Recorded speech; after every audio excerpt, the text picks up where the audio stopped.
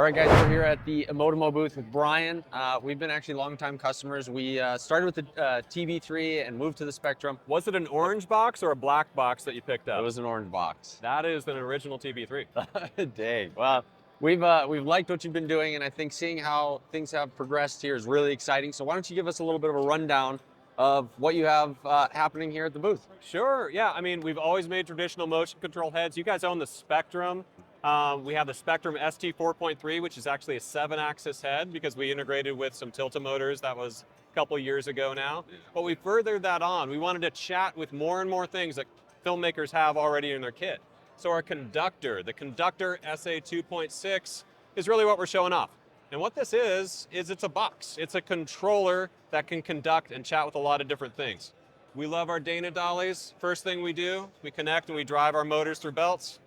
And that's been working really well because Dana dollies are everywhere. You can pick up a rental kit. You can put our kit right on top. So we chat with Dana dolly, but what's new is what's above that. It's actually the RS gimbals from DJI, the RS2s, RS3 Pros, and we think the RS4s, but we haven't been able to get through and test it fully yet. We'll know by the end of the month. But all these off-the-shelf gimbals got to be really good, and they hold up to 10 pounds of camera and lens, which is a pretty sizable payload for a lot of everyday shooters. So we take that, along with even some Tilta Nucleus M motors, all run it in to chat with this box and make it do stuff. Some really common things that people are doing is like talking head automated interviews. I'll show you how to set that up. In fact, you haven't done it yet. I'm gonna make you set it up. All right. Let's do it. So in this mode, we've got our PS5 controller. It's chatting directly here. It's not going anywhere else. So it's really fast and responsive. Jump into the guided mode, and I'll walk you on through it. Interview Monster, click on NX. Now use your joysticks and frame up, let's say Dana over there. We're looking at the monitor. Whenever you're ready to lock in that position, press your X, and then slide it on over and do your counter pans on there. In fact, on the forward back right here, on that guy right there, we can zoom out a little bit too, just to add a little bit of something to it. Yeah, that's cool. Lock in your endpoint, start your shot with X, and now it's going. I mean, that was really a 3-click interview. Start point, end point, go, and it makes assumptions on how fast you want to go. It's going an inch a second. It's just going to ping pong all day long. Yeah. The idea with this is really quickly out in the field, you're setting up a B or C camera position with almost no effort, and it's going to run all day. Yeah.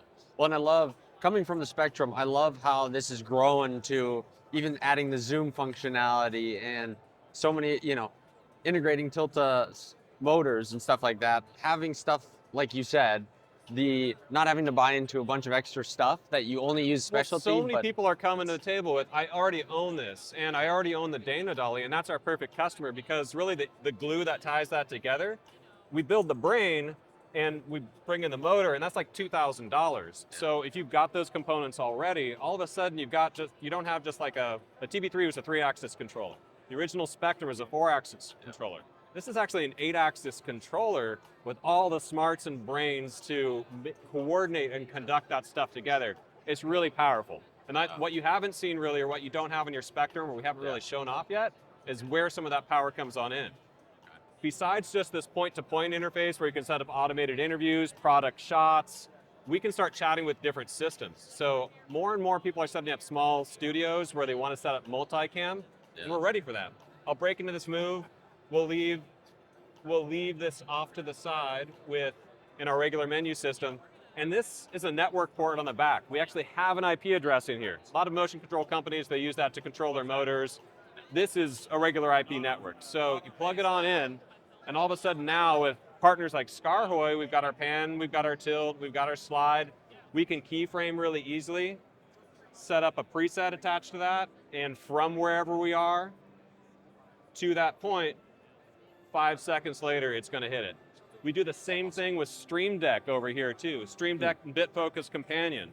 We've got live control of that to be able to control a ton of different things on this.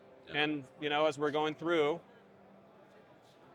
we have the same presets that we can recall from over there. Yeah. We've done a really good job integrating to make this controller chat with a lot of different stuff. So it's not just like, hey, we're doing time lapse like we used to. Ah, this is only an interview shooter. It's only a product shooter. Really low starting point. You can configure it how you want. Yeah, well, this is amazing. Like I said, the versatility of something like this is really exciting. It's really cool to see what you guys are doing here. And then, Ooh, could I show you one more thing? yes, please All do. right. Besides this control, something we can't demo it live, but we're going to show it off pretty darn soon.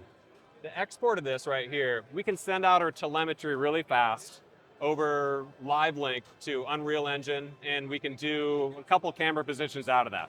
What that means is that trackerless, we can take all of this information, including from the gimbal, coordinates right through here, pipes on out, so small virtual production stages and studios can get some really compelling content. So Yeah, that's amazing. That's really exciting for I think a lot of people because obviously virtual production is it's expensive to get into. So I think having options that are a little more it affordable. can be, and I think the product shooter is going to win most with a small, let's call it a big TV in the background and turntable shots.